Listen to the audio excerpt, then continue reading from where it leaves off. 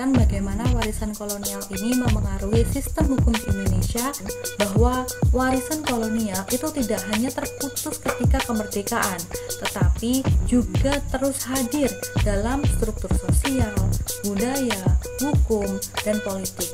Postkolonialisme juga sering dianggap kuat dalam mengkritik tetapi lemah dalam menawarkan solusi. Untuk tidak hanya menghapus hukum kolonial saja, tetapi juga bagaimana caranya untuk membangun hukum yang benar-benar mencerminkan nilai-nilai masyarakat lokal.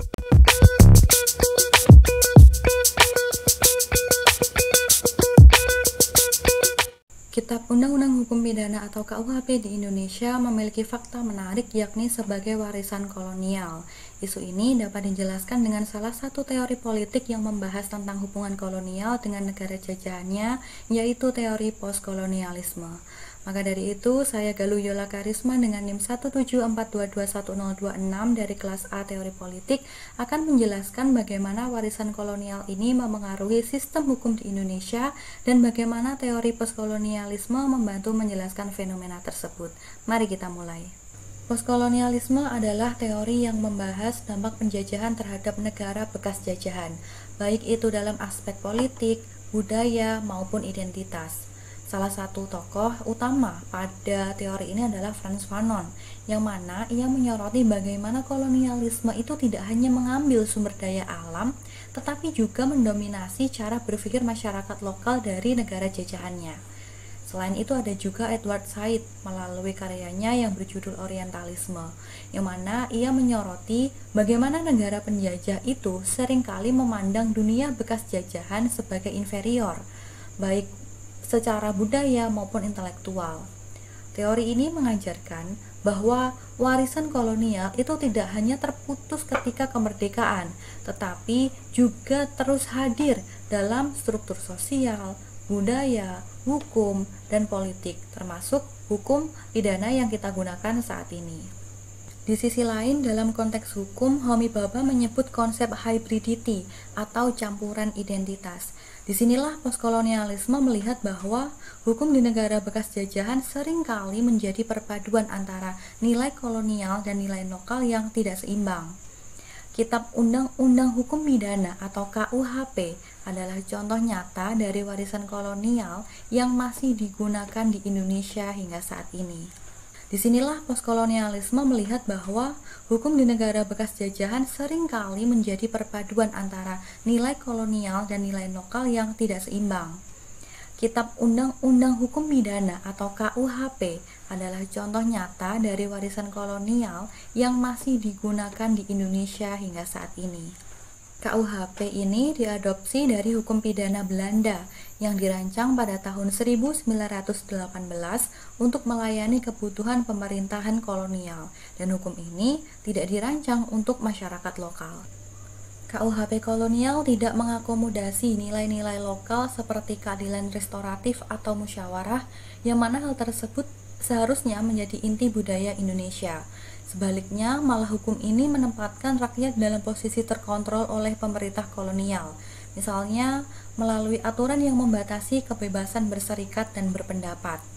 Pasal-pasal dalam KUHP yang lama, seperti yang mengatur penghinaan terhadap penguasa, jelas menunjukkan bahwa hukum ini lebih untuk melindungi penguasa daripada masyarakat lokal Indonesia.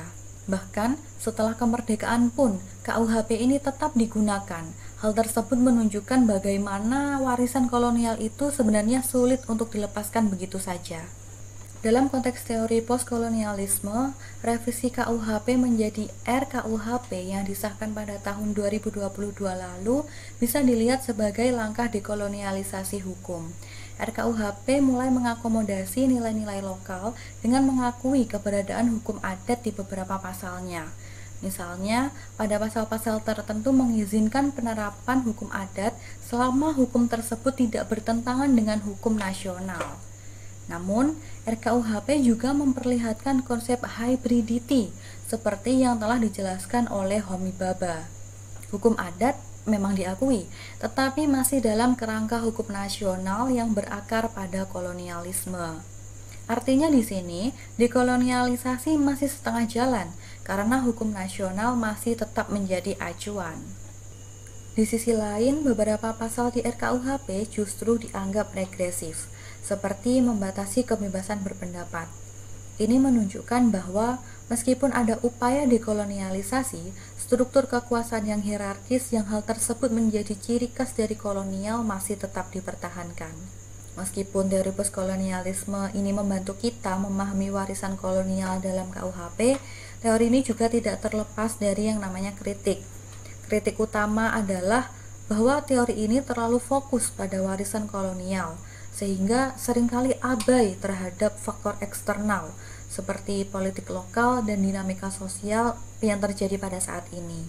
Misalnya seperti kontroversi dalam RKUHP juga mencerminkan kepentingan elit nasional, bukan hanya saja mengenai warisan kolonial. Tak hanya itu, postkolonialisme juga sering dianggap kuat dalam mengkritik tetapi lemah dalam menawarkan solusi. Dalam kasus KUHP, teori ini membantu mengidentifikasi warisan kolonial, tetapi langkah konkret untuk membangun sistem hukum yang benar-benar inklusif nyatanya masih membutuhkan pendekatan yang lebih praktis. Selanjutnya, beberapa kritikus seperti Ajas Ahmad mengatakan bahwa postkolonialisme ini terlalu bersifat general, karena sejatinya tidak semua warisan kolonial itu bersifat negatif, seperti sistem hukum modern misalnya. Sebenarnya hukum tersebut memiliki banyak manfaat, tetapi dalam pelaksanaannya tetap harus sesuai dengan konteks dan nilai-nilai dari masyarakat lokal. Jadi, isu KUHP di Indonesia memberikan gambaran yang sangat jelas tentang bagaimana warisan kolonial masih mempengaruhi kehidupan kita saat ini. Dengan menggunakan teori postkolonialisme, kita bisa memahami bahwa revisi KUHP adalah langkah penting menuju dekolonialisasi hukum.